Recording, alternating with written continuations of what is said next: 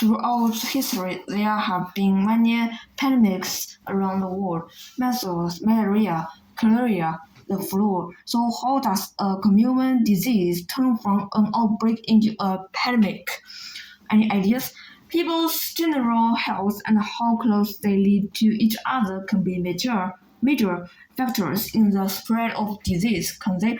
Yes, so governments need to make sure people are in good health and have good living conditions to stop disease from spreading. Well, that's a good idea, but there's a limit to what government can do, especially in times of economic difficulty. And the government don't always have the power to say exactly how everyone should live. So what factors do you think would make a country at a high risk of a pandemic? Well, countries with large populations are probably at risk, especially where large numbers of people live close together. And countries which a lot of international travelers pass through, like the UK and other countries in dark and medium blue on the map. That's right, the countries most at risk of a pandemic these days are Western countries like the UK, South Korea, the Netherlands, and Germany. What do those countries have in common? They are not all large countries, but they do all have large cities with big populations. And they are all places where a lot of international travelers might go. They have a lot of busy airports and potentially thousands of people coming in every day from all over the world. Correct. If you look at those countries in light blue, they are at a medium or lower risk for a pandemic because they have less dense populations, less international travel, fewer borders. Okay, so imagine you are an advisor to your government. You want to protect your country from a pandemic. What should you do?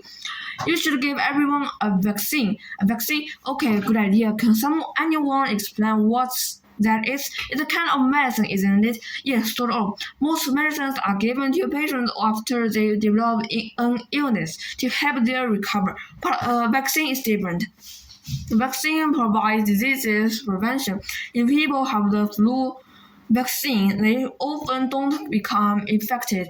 So if we wanted to avoid pandemics, then governments would need to implement vaccination programs for common diseases, wouldn't they? The government should force everyone to have vaccines.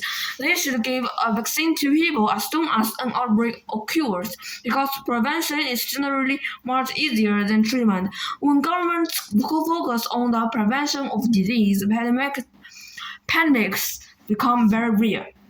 I'm not sure I agree. The trouble with organisms that cause disease, like bacteria or viruses, change every year. So a vaccine that worked really well last year may not be effective this year. That's another thing to consider too. A lot of people don't want to have a vaccine that might not work. The government can't force people to have a vaccine, can it? Well, I don't think any government do. But in the event of a pandemic, they definitely encourage people to have it.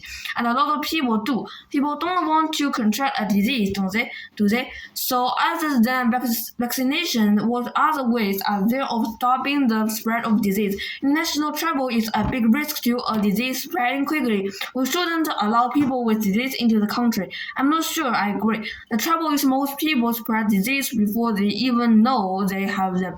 And there's another problem. How could people prove whether or not they have disease? It would be impossible to set up a system for checking it. During a pandemic, we should stop all flights from countries that are affected, then shouldn't we? If we don't let people into the country, then the disease won't get here. But there's another side to the argument. People travel all the time for business. It would have a travel effect on the economy, wouldn't it? But also, in most countries, people who live near a border travel back and forth across it, sometimes every day. If countries stop people from traveling, a lot of people could lose their jobs. It could also spread families. Well, those are some really interesting views from all of you. Can anyone think of some simple suggestions for decreasing the risk of pandemics, then perhaps not as large cure as closing down country borders, where people who have the flu should stay at home from school or from work, shouldn't they?